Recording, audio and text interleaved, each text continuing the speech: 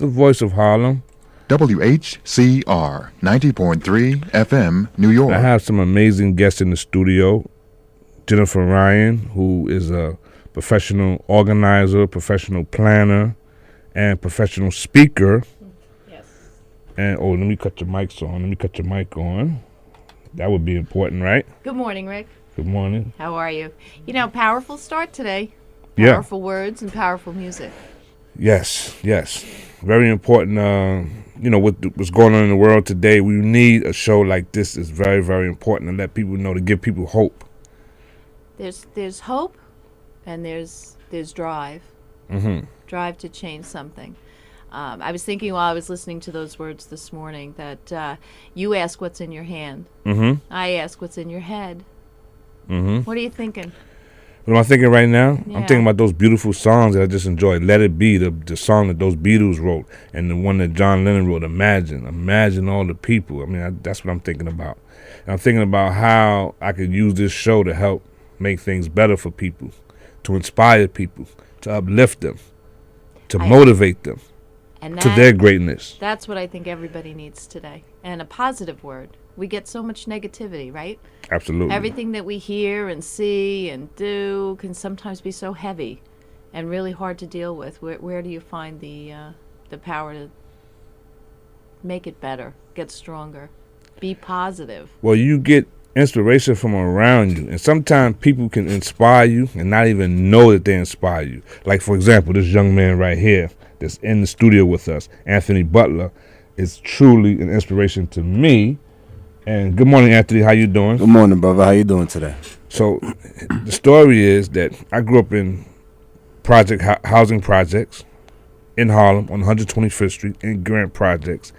It just so happened that his family lived in the same building. Now, Anthony, were you born in 550? My grandmother was born there. My parents lived in the Bronx, but I spent like summer vacations, weekends over there.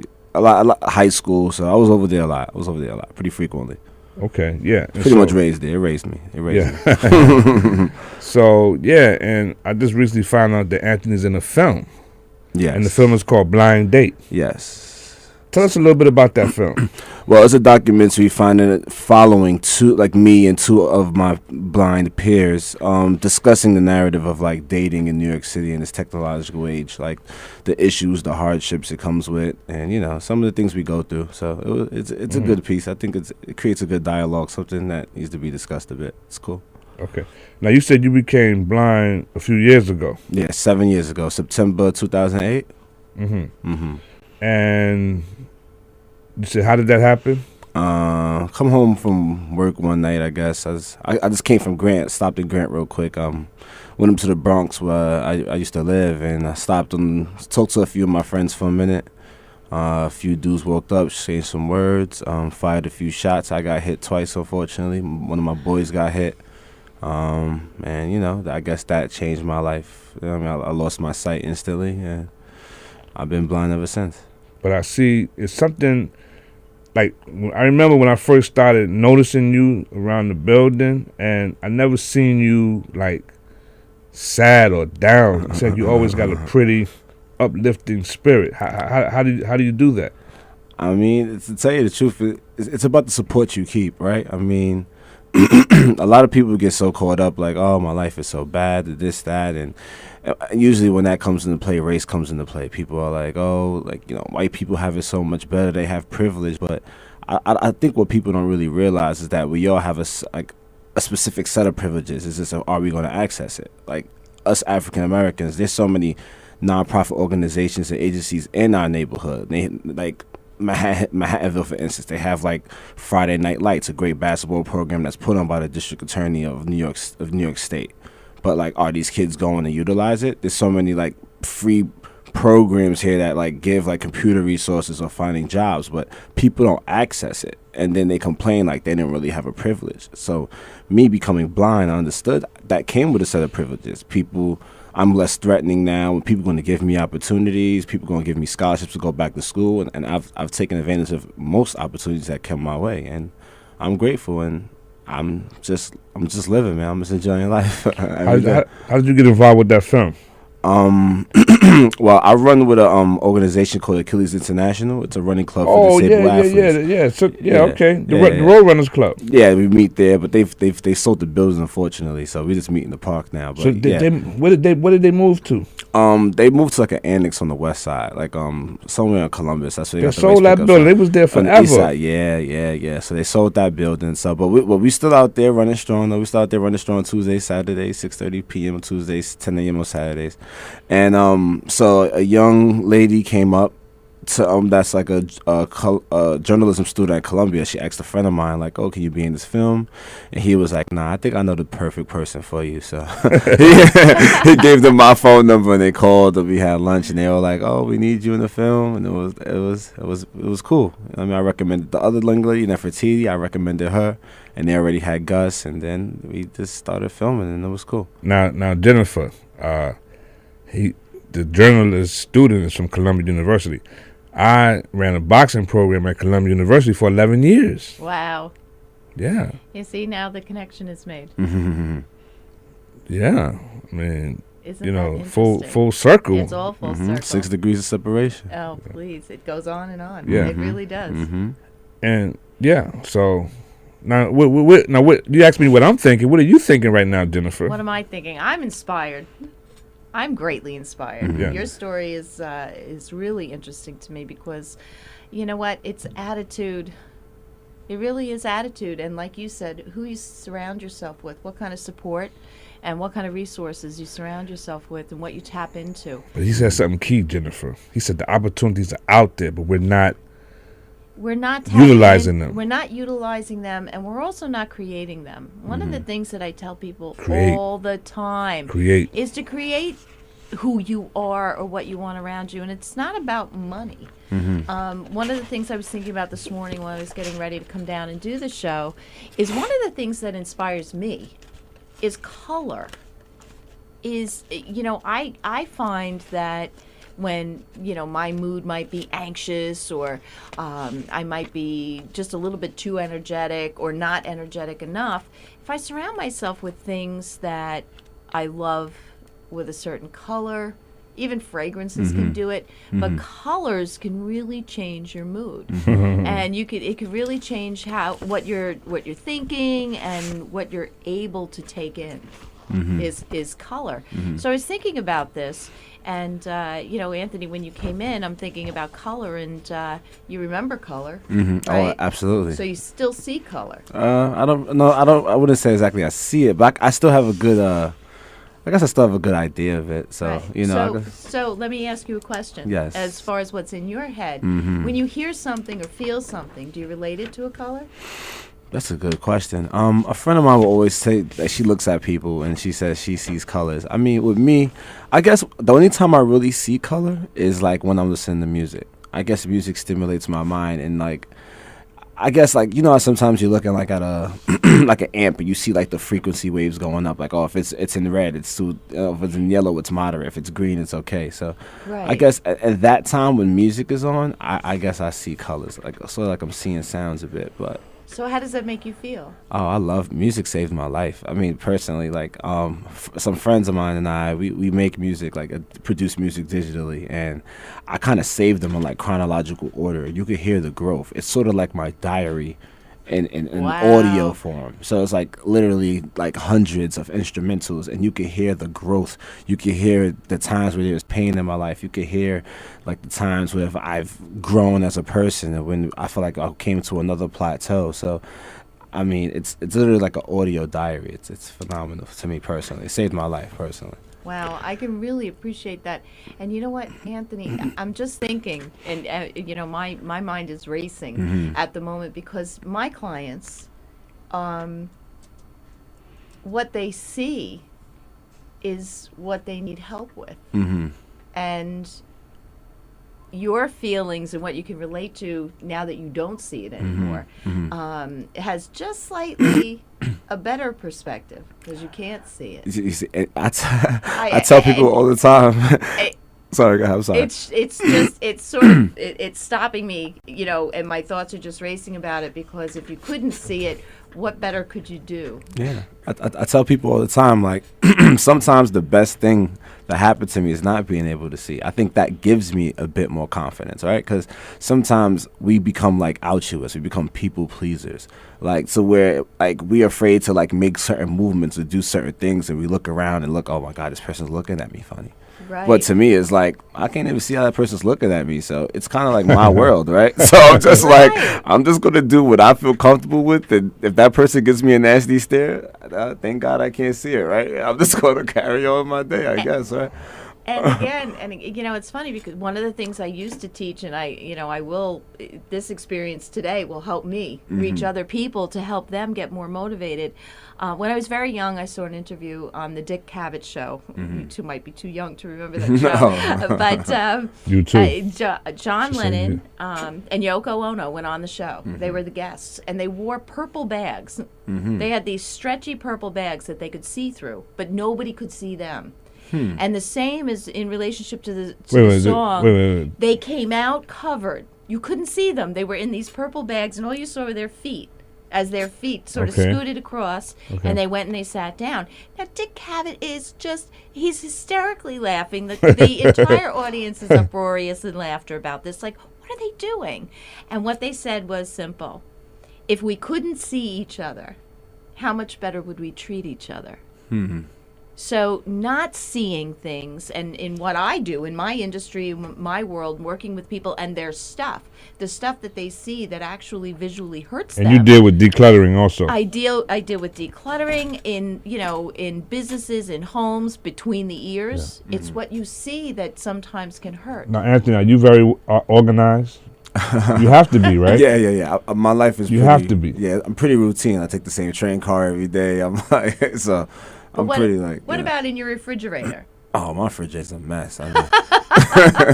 Thank God I have some kind of assistance that comes during the week. But my refrigerator's a mess. It's just like teriyaki sauce over here, by the bread, the mustard is on top of the lettuce. Isn't that supposed to be organized? How you making a sandwich? I don't know. Sometimes I just can't eat. I just gotta go eat on the go. Let me just grab a bagel downstairs. But for the most part, for the most part, I'm pretty organized. Like, all my shirts have ties in the closet. My pants are like in color order, and I'm like, and the technology helps me a lot. You know what I mean? So my phone kind of assists me like on reading my mail and like, what color is this and what am I looking at? So.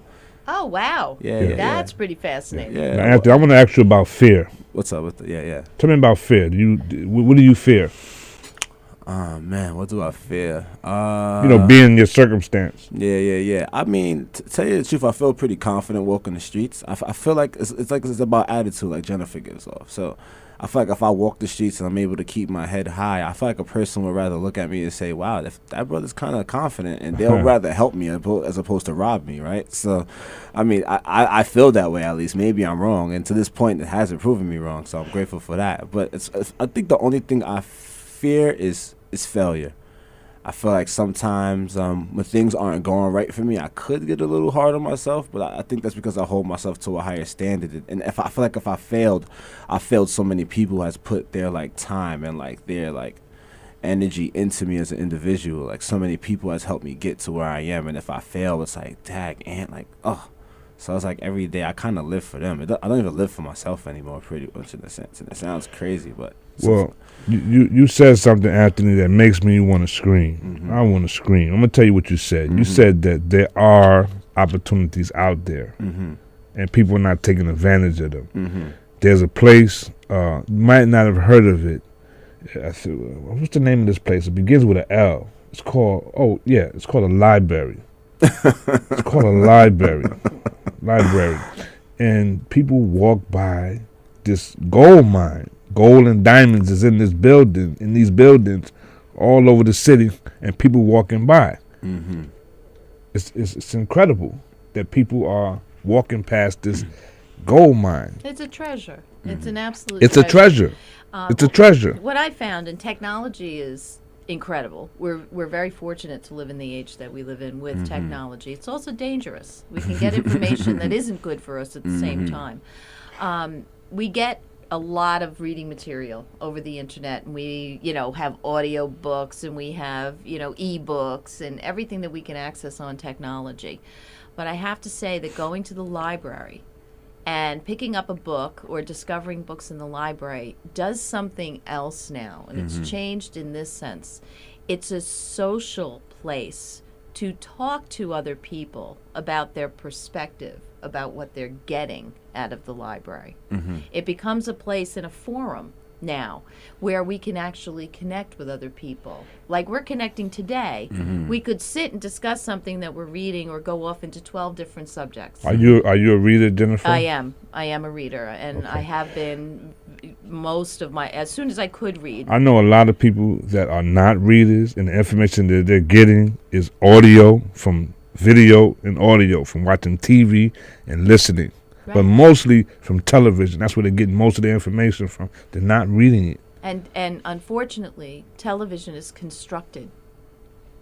It is from How about a that? perspective. Right. It is part of the information. It is not always the whole information. And then they see it, and then this is They what it is believe because it. it's on TV, and the news person said this or whoever said this. It was on TV, so it's got to be. Right. I remember being very frustrated when I was very young in school because it occurred to me one day that what I was being taught had a flip side.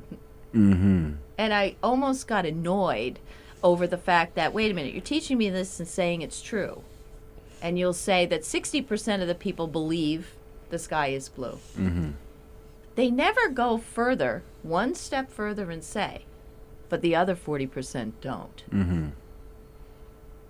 They teach you the majority. So they teach you one perspective. I learned it very young.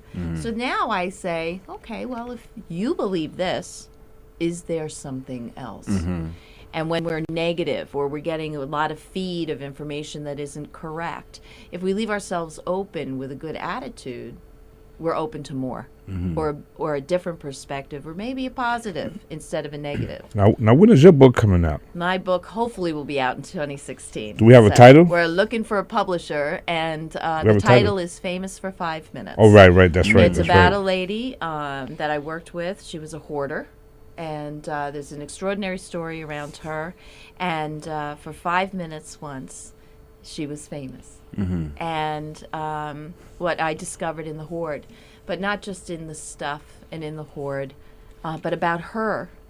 And God bless her, she's passed on.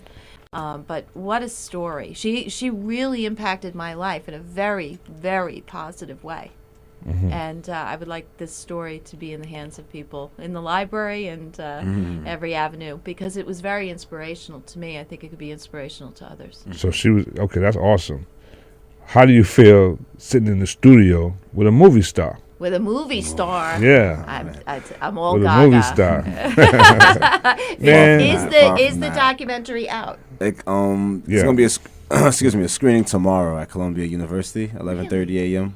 2950 Broadway, 116th Street. Okay, whoa. Slow down. Okay, 2950 Broadway, Columbia. 2950 Broadway. Yeah, Columbia University, 116th Street. Supposed to be showing at 11:30, but I guess if you want to get a seat, you arrive at 11. So it should be. Is your family going? I hope so. I invited them, so you better get there. So your grandfather. Wait. No, great grandfather. Yes. Is turning 90. They're gonna have a celebration for him. Tell me about that. What do you know about that? Well, he's a great man. He fought in the war, I think Vietnam. Wow. And yeah, he's still moving, man. He's 90, but he's on the bus. He's shooting up the Eden Wall. He's still fixing refrigerators and air conditioners. he doesn't slow down for a bit, man. You know, that black don't crack. I just hope to be like him, man. That's it. He's one of my greatest role models. I love that man. So he's turning 90. He's turning 90, man. I have a feeling he might be a little like him. Oh yeah, he has a great sense of humor. I hope that he's a very charming man. So I think I get it from him. He's a great man. I love him. I love him to death. And I know your uncle Mark Anthony Jenkins. Anthony Jenkins. Yeah. He's cool too. I mean, he's a good person. He's always been like I think he has some organization, the African American Chambers of Commerce. It's like lots of networking events. I think he's putting on the Martin Luther King Jr. 5K in January. Okay, yeah, he's in the running now. Yeah, he's in the running now. He just did the marathon. I think we're both doing a half marathon the day after my great grandfather's party. So we're gonna see how that goes. Okay, but we're both doing a half marathon in January, so it should be interesting. And tell me about your grandmother. Oh, my grandmother, she's a great woman, Earlene Jenkins. She's just. She's a Facebook queen. She's a Facebook queen. We that's my grandma, but we call her Glam Ma. My glam mother. That's what she prefers to be called. But she raised me. She raised me. I have her attitude. I have her fire, like her spunk. Like, you know what I mean? So if you look at me and you think like, oh wow, he has like. Is she listening to the show now? I think she is. Because when I saw her in the supermarket. I said, "Did your grandson tell you?" She said she got nervous, like what? I said, "Oh no, nothing. He didn't tell you." I said, "Oh, nothing." What? No, I don't know, nothing. Yeah, I told her. She knows about it. She probably up right now checking it out. She probably gonna. No, but I don't think she knew at the time when I saw her in the supermarket. She's probably just didn't put two and two together. But you know, some people they get a little startled, like, oh no, she don't want to say the wrong thing, so she probably just had said nothing. But I think she knows. She's probably up listening. Tell me about moms. Mom's moved down to North Carolina. She's doing good. What part of North Carolina? Matthews, North Carolina. Okay, North Carolina. Yeah, she's working down there, hustling and bustling. She's doing her thing right now. Okay. And Jonathan's cool. He's up in the Bronx right now. Okay, I know the whole family almost. Yeah, you know everybody. Yeah. Everybody's chilling. Everybody's doing good. And then the youngest sister, I don't know her name. Willette. That's my aunt, actually. She's good. She's working. She just had a little son. He's like 2 years old. Cutest baby ever. Okay. And she's doing her thing. You know, but hopefully getting married soon. So the film, we can see the screening is going to be tomorrow, which is Saturday. Yep, tomorrow morning. And 11:30. 11:30 a.m. 11:30 a.m. So I'll be there in my running clothes, so forgive me, but I'll be there. Okay. And I'd like to talk to the people that put this together. I would love to talk to them. I think this is a pretty cool idea. Yeah, absolutely. And it's about dating. Yep. Blind people specifically, and dating and using technology. So some people in the film, they're like trying to use OkCupid and using other dating websites. I don't prefer that personally. I prefer personal interaction. Okay. I think I have a lot of success with just like meeting people and conversing in social environments. But so it's cool. But I do have a girlfriend now, though, so I should put that out there. So okay. She'll probably kill me if I didn't say that. All right. Okay. Wow. So, she's not in the film. But. It's interesting. I'm listening to you about dating websites and OkCupid and personal interaction, the two choices, and what motivates people to go either way. What's the thing? Well, what's the motivation? You're a social person. I can tell that you're a very social person. So I would say that meeting somebody up front and talking to them is really important to you. Whereas others would choose a dating website because it's easier for them maybe to gain confidence before having to be social. Well, so I think they're good vehicles. You see, both. Yeah, it could be, but I feel like the whole social networking dating thing is just so. It creates a boundary in a sense, right? Because now you're being judged before that person even gets to know you, right? So, like, they're just looking at your photo, and God forbid you have spinach in your teeth, and it's just like, oh, that person doesn't even brush their teeth. They're just, like, judging you because you have spinach in your teeth. Like, damn, you just zoomed in that close. So, or just, like, by your profile, like, damn, I misspelled that word. Damn, that's going to look, but I have my master's. Like, what? So, it's like, so it could hurt you in a sense. Wait a second, do you do comedy? I don't. You know what? You ever thought about that? I thought about it, and I was like, yo, I'm gonna write some jokes one day, and I wrote like 2 jokes, and I told my friends, and they were like, yo, bro, you better off just like going on there and winging it, bro. But I couldn't do it, but I don't know.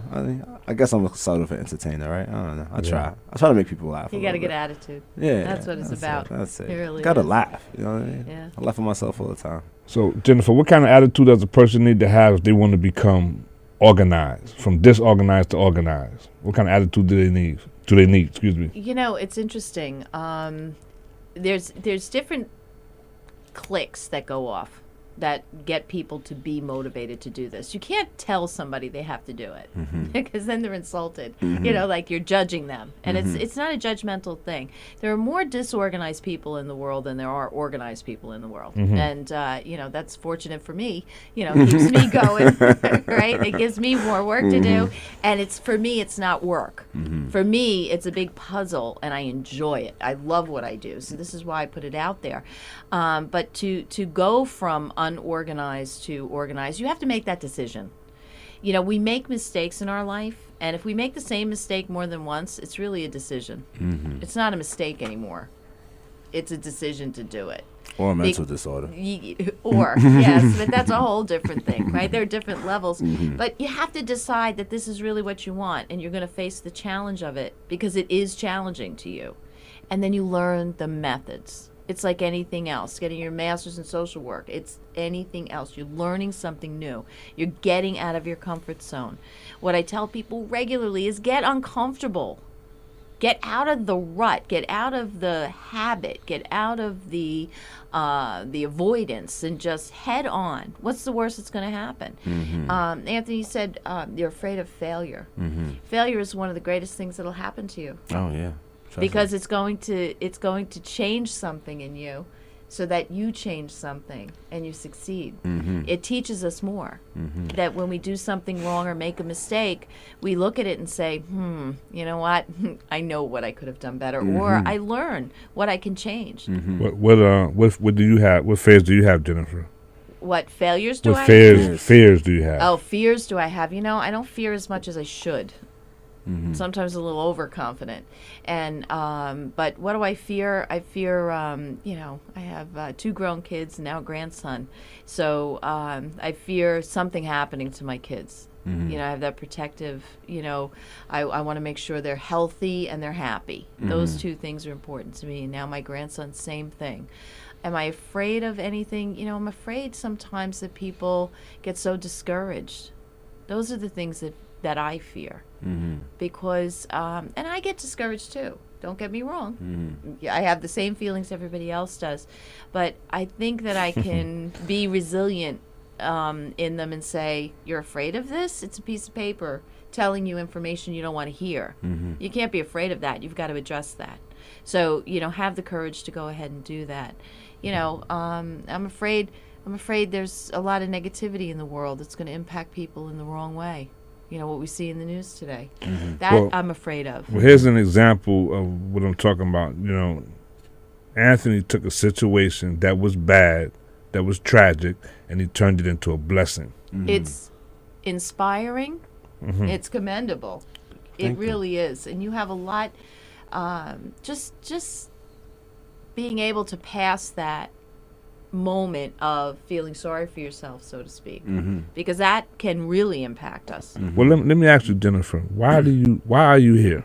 Why am I here? Yes. On the earth or in the studio? On the earth. On the earth. On the planet. I'm here to be a catalyst.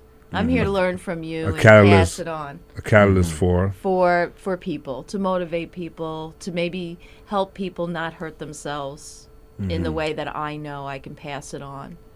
I'm here to help people understand that it's not about the things that surround them or that they see. It's about what's inside them that can make life good. And you're going to be here with me on December 27th. We're going to have a networking event. Yes, we are. And we're going to call this event Your Right to Be Rich, because I believe it's your right to be rich. And riches is not only money. Riches could be relationships. It could be health. It could be family. It starts with your heart. That's where rich starts. You don't have to have anything. You really don't. It really starts with your heart. Anthony, you're rich. Oh, listen. Rick, you're rich. Yeah. I'm rich. I mean, growing up in Harlem, I always tell people, like, we didn't have a lot of money, but we were rich in culture. I lived a few blocks from, like, the Cotton Club, Jazzmobile, like, the Apollo. You know what I mean? Like, my grandmother, literally, since I could remember, all she does is, like, win tickets on the radio, attend so many different events, probably sell some tickets, you know what I mean? Got to get your hustle on, you know what I mean? Ain't mad at you, Grandma. Opportunity out there. That's what I'm saying. You know what I mean? But, like, it's just rich in experience, though. You know what I mean? So, like, no matter how much we didn't have, it would be supplemented in some kind of way as long as you allow it to be. You know what I mean? So Rich I agree. in experience. It's so funny because I see so much of his uncle in him. It's just I just see it. Like, Yes. it's like, boom, I see it, yeah. So often we hear somebody ask the question, if you could have dinner with anybody, living or dead, who would that be? When I get asked that question, I always say my grandmother, because she's passed. And we talk about it every holiday dinner, every family dinner, just one more meal with her. She could cook, and she made it great. Didn't have to be elaborate. And she was not a fancy woman. There was never a matching plate on the table. But the food, the experience was what made us rich. And I would take that over anybody that walks the planet. But that's, you said it, rich in experience. That makes things great. When you hear that term, what's in your hand, what becomes present for you, Jennifer? See, I think right away what's in your hand, and I think about all the troubles my clients have because they have too much in their hands. I want to eliminate it down to the things that really are most important. What's in your hand that you can give to somebody else, and that maybe when you need it, you take a little. Those important things, experiences, health, ease of life. You may put teriyaki sauce on that sandwich. It's by mistake. But it wouldn't be the end of the world, right? So, speaking from experience, too. Exactly. So it wouldn't be the end of the world. So I try to get people to understand that. It's not the mistakes. It's the lesson. Yeah, absolutely. Absolutely. So that's what I have to give. That's what I try to give every day. Oh, man, that was fun.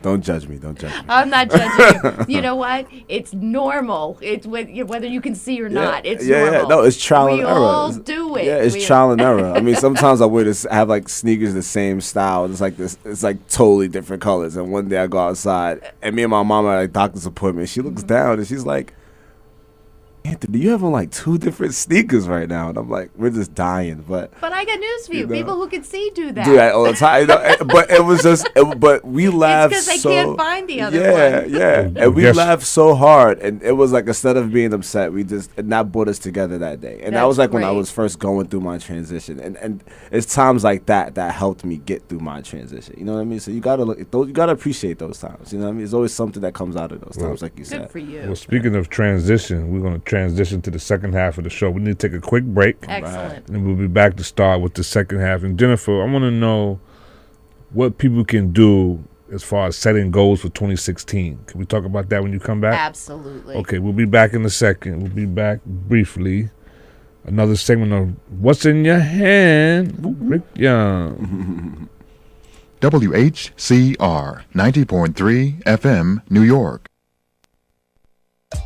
The world-famous Apollo Theater presents J Sweet Soul, a salute to French and African soul and jazz, December 4th and 5th, with main stage and Apollo Music Cafe performances by the legendary Manu Dibango, soul superstar Ben Lonko Soul and the Monophonics, the neo-soul duo Les Nubians, and more. That's J Sweet Soul, a salute to French and African soul and jazz, December 4th and 5th. Tickets are available at Ticketmaster.com. For more information, visit www.apollotheater.org.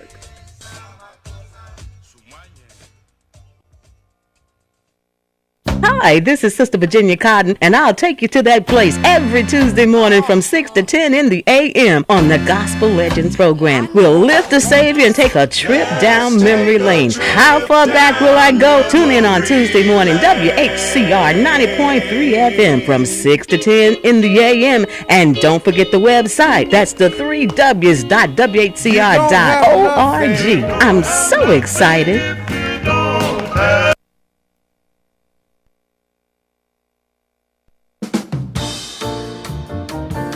Hey, this is Joseph Hayes inviting you to tune into Another Perspective every Friday from 5 to 6 p.m. Another Perspective is a community affairs show that brings you information, news, solutions, and entertainment, all from another perspective. That's Another Perspective with your hosts Henry Portia, Reggie Mitchell, and yours truly, Joseph Hayes. That's every Friday from 5 to 6 p.m. on WHCR 90.3 FM, the voice of Harlem. I found out on my way to Harlem.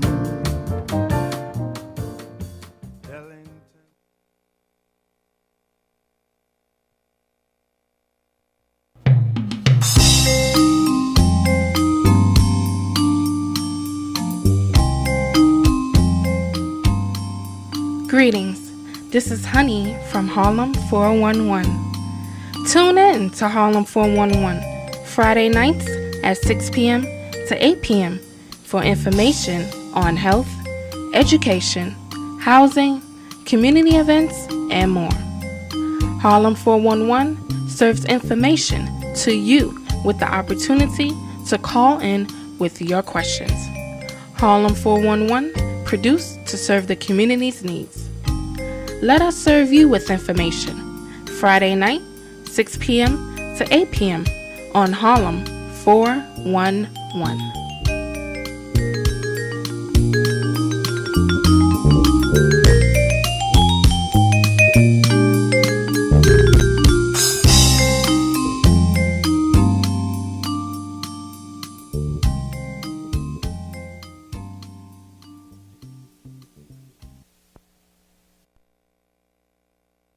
WHCR 90.3 FM, New York. Hi, this is Maurice Watts, better known as The Voice, and your radio host of The Love Zone, reminding you that this Friday night, I need you to stop on by my place, The Love Zone, from 8 p.m. until the stroke of midnight, where you will hear some of the best R&B love songs of today and yesteryear. That's right, we take you from 1948 and bring you all the way up to the present, baby. Been serving you your love for over 22 long years, so hey, mark your calendar. This Friday at 8, you and I have a date. I'll see you there.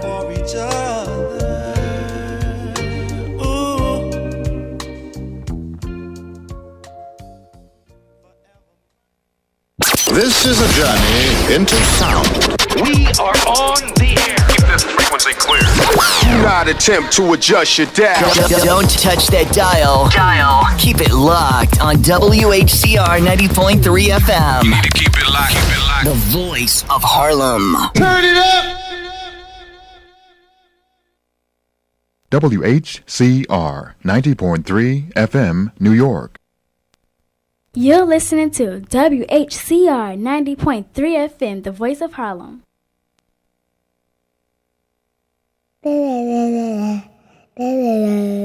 It's WHCR, the voice of Harlem.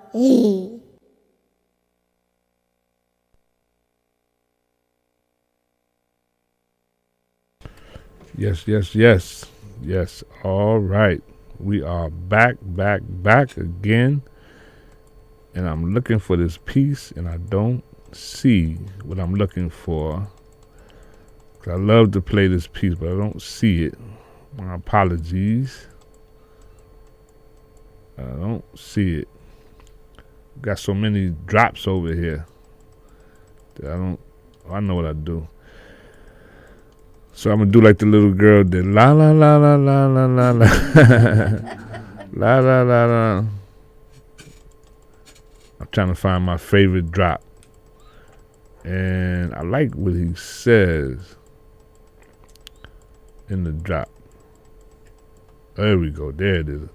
Now, just listen to this real quick. Listen to this piece. I like this. This is pretty cool what he says.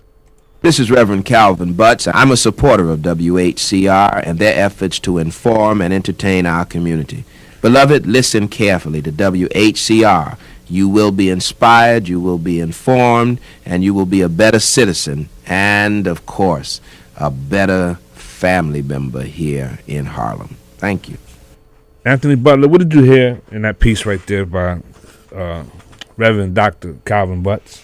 Well, I think the key, what I took away from it was be a better family member, and I believe it takes a village to raise a child. Like I grew up in in Grant. And when I grew up, my grandmother, she trusted me. Like, it's like I didn't have a curfew, but that didn't mean like she didn't care about me or she didn't neglect me. It's because she trusted me out there in that community where it was generations of us outside, where my uncle was right there next to me, and then there's old elder people right there next to him. Yeah, Jonathan. Then there's like Champ and everybody else out there. So it's like family was a key element to me, my support, because that's what it takes for people to really move on and really get through things, is the support that they have. You know what I mean? So Jennifer, what did you hear that piece from Reverend Dr. Benjamin, oh my God, Calvin Butt, sorry. I think I'm listening to the same thing, where I am in my life right now, and with an experience that I'm having through work, helping a family, and seeing the contrast in when a family doesn't have support and a family that does have support. I have a lot of support in my life. You know, growing up I had support, and, you know, my family, whether we're spread out over miles, it doesn't matter. We're still close, we're still there, we're still tuned in, and still supportive and cheerleaders, you know, when the good things are happening as well. You know, good and bad, we're there. We're always there. You know, I always say, if you're, you know, you don't want to say good morning to me on a Tuesday, don't say Merry Christmas. You know, that kind of thing. It's an everyday experience. You want to be there for everybody every day. And right now I'm working with a family who, through work, that, you know, they're really in a bad situation. They need to be moved, and they need to be Do you know set this up. little girl right here? I do. You know that little girl? You know, that picture, I guess that's light years away from where I am now. You know that little girl? I know that person. That's me. That's you. No way. Come on. That is me. That's a baby. I think that's about 8 years ago. That's a baby. That's about 8 years ago. Oh, no. You telling me I got old? No. But it's really about the support you surround yourself with, and knowing what I know, I feel I'm in a good position to help this family, you know, and be a supportive person to them, recognizing they don't have it. And we've got to support each other, even if we don't know them well. We need to support each other on the planet. That's awesome, because you're going to do good anyway. It's important. You know, maybe I have something in my hand or in something in my head today that's going to benefit you. You know, what's the point of holding on to it and keeping it? That's how I feel. You know, Anthony, I wanted to know what you thought about that piece by Reverend Dr. Adam Clayton Powell. What's in your hand? That's Pete's. What did you hear in that? I mean, it's about what we spoke to, right? Opportunity is like, well, I guess the part that speaks to me, right? It's like this part specifically with Moses, right? Because it's like, what do you have in your hand, Moses? He's like, oh, I'll just have this stick, right? And that's me. I go outside every day, like I literally just have this stick in my hand. That's interesting. And I'm walking through the city and I'm tapping my stick and people are dividing, and it's just like, that's how I get to where I go through. This stick takes me everywhere. That stick is my power. That's my eyes. That's my life. That's my best friend. And that allows me to get places, and people are just like, how do you get to where you have to go? How do you do what you have to do? And I just pick up my stick like, this is my stick. So, like, in a sense, Moses. Like, well, yeah. One of the girls in the film, we had this joke in Vegas, like, "Oh, I'm the Black Moses. I'm the Black Moses." So, that's what really Anthony with me. Moses Butler. There you go. Big Mo. Oh, what's up, bro? What's up? What's up? There you go. Now, how old are you, Anthony? I'm 27. My birthday's like in 2 weeks, I think. 21st December, so I'll be 28 soon. Wow. Okay. Yeah, Well, happy birthday. Oh, Wow. thank you. Thank you. So, I want to play another song. I want to play another song.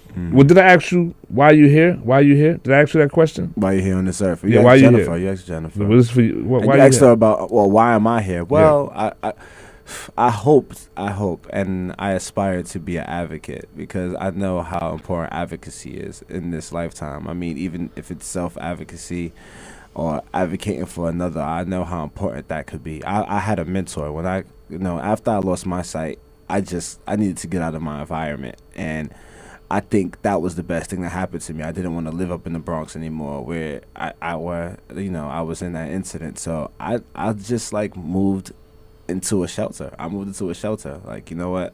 I just have to take a leap of faith and just pray that things would be okay. Are you in the shelter now? No. Thank God. But you know, I made it out of there. It was a great program. You know what I mean? You paid rent, but the rent that you paid to give it back to you at the end of your stay. It was like a little house, like a little studio apartment I had. And while I was in that program, I met a mentor, and that was the best thing that happened to me. And I understood as a young African American male, things were going to be hard. You know what I mean? And people still found me threatening sometimes. And when I walk in there with this Jewish man, and people would listen to him and not me, and that's when I realized the power of advocacy and how important it was. So, you know, through him alone, that experience, and all the other like social workers or workers who helped me, that's what helped me make my decision to what I wanted to study and what I wanted to do and my purpose. Other than running, do you do any other exercises? You know, just the gym. I mean, you know, riding the bike, lifting, running. I'm trying to get in the pool. I mean, I did a triathlon relay last year. I just did the biking and running part. So this year I'm trying to get in the water, get in the open water, do a couple of triathlons with my team. So have you ever thought about boxing? When I was younger, but I didn't want to get hit, man. I'm gonna tell you the truth, Rick. I just never wanted to get hit. But I mean, what about now? Now, I think that'd be kind of difficult for a blind man to get in there and box. I don't think it'll be conducive to like my health. But if they made an adaptive way to do it, I may try it out. I may try to spar. I wish you could see the look on my face right now. Why, you want to box me, Rick? No, Rick. Wow, you think you gonna try to do adaptive boxing something? Sitting in this seat right here is a master boxing teacher. See? Master boxing teacher. So let's just say if you wanted to box somebody. If I had you box somebody, what you would have to do is have to keep it close. Yeah, keep it close. Exactly. So you would have to stay. You cannot let them. Yeah. Stay up on them. So and you have to be a master of inside fighting inside, but keeping it close. And as long as you close and you can feel them, then I got them. Yeah, you can feel the arms, right? And then you just work from there. I agree. And then you learn the slips and the blocks, and then you know it's possible. Then there's the heavy bag. You can work on the heavy bag. You can hit the heavy bag. It's great exercise. The speed bag. It's possible. I think I have good coordination. What about jumping rope? You know what? I think personally I think I have really good coordination. Like I really think I do. Yeah. Like so, because you don't have to see the rope to jump it. You have to feel it. Feel it. Yeah, it's just about muscle memory. The same thing with boxing. If I'm inside, I want to be close. I want to make sure I got my hands on you. But I'm constantly moving.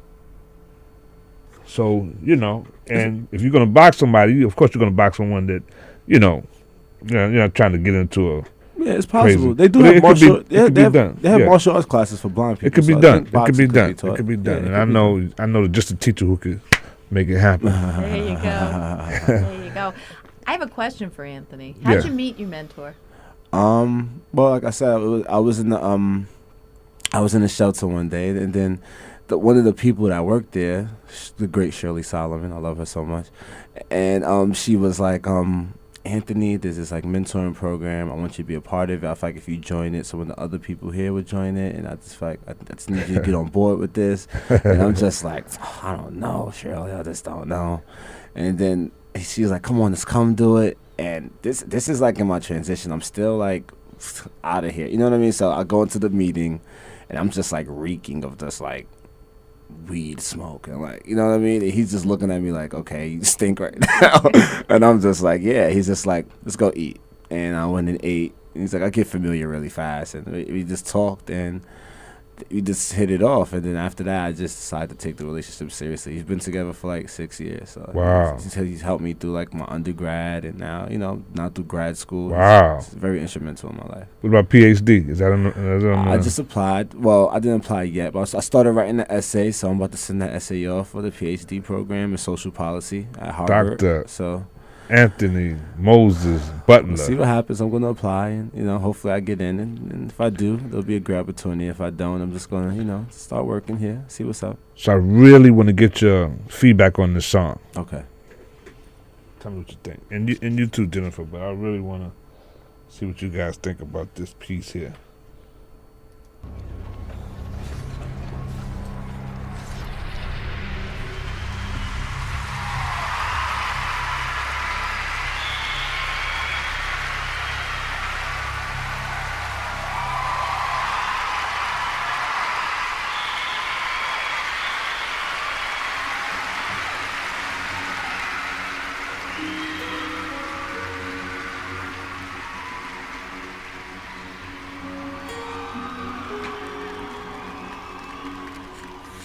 wanna leave my footprints on the sand of time. Know there was something that meant something that I left behind. When I leave this world, I'll leave no regrets. Leave something to remember, so they won't forget I was here. I lived, I loved, I was here. I did, I've done everything that I wanted, and it was more than I thought it would be. I will leave my mark so everyone will know I was here.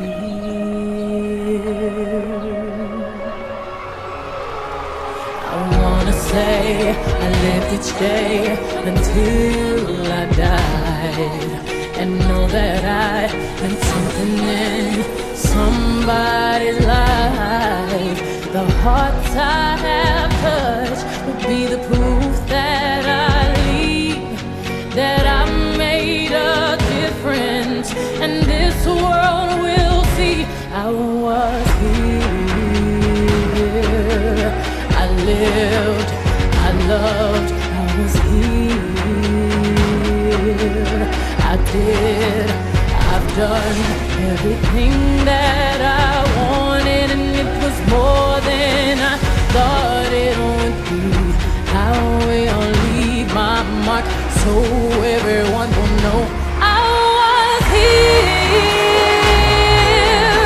I lived, I loved, I was here.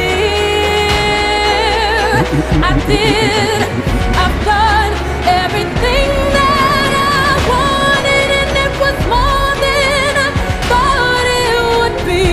I will leave my mark so everyone will know I was here. I just want them to know that I gave my all, did my best, brought someone some happiness, left this world a little better just because I was here. I was here. I lived, I loved, I was here. I did, I've done everything that I wanted, and it was more than I thought it would be. I will leave my mark so everyone will know I was here. I lived, I was here. I did, I was here. I lived, I was here. I did, I was here.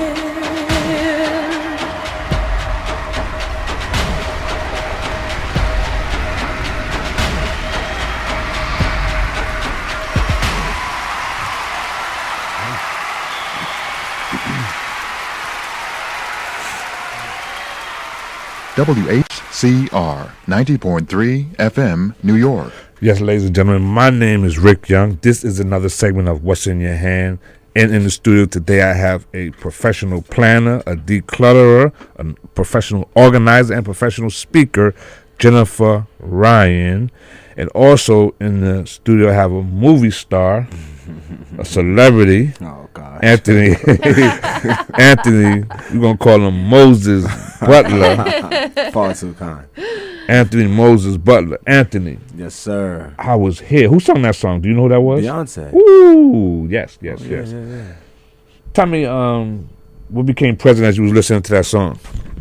Well, I was here, so I think first impressions or just any lasting impression is very important. So, I mean, I feel like I live life. Well, my mentor, he always told me, and this just relates to food. He's just like, listen, if you and I are gonna hang out, you have to try everything one time a year. And if you don't like it, don't eat it again for another year. But you at least have to try it. So I just applied that rule to everything in my life, whether it's relationships, whether it's eating, whether it's going places.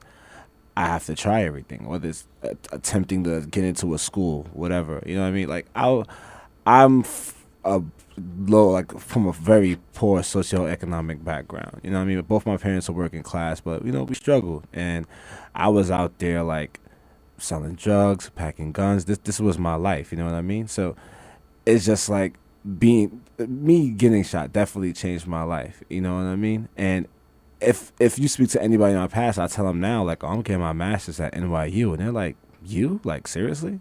Like, are you serious? They can't believe it. I can't believe it. I used to walk by that school, and I didn't even understand what it meant. Like, oh, I probably wouldn't make it here. You know what I mean? And I'm there, and it's just like, well, I just have to make the best out of the experience. I'm here, and I'm gonna try, and that's how I live every day. You have a website yet?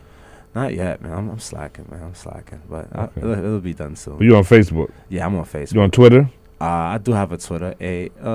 What is it? I don't even know what it is, but it'll be back up by today. I have to get it back up. Any other social media? Not really. I have a Facebook, and that's it. Just connect with me on Facebook, and let's talk.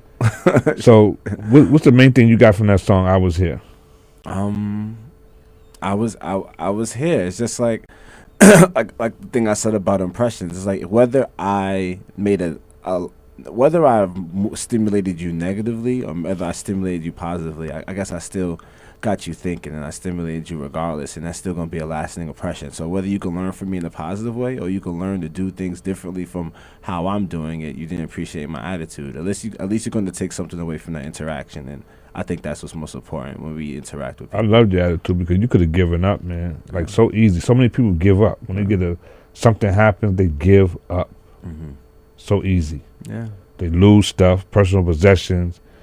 And you got some people lose their whole homes in water, tornadoes, and they lose everything, pictures, everything. Yeah.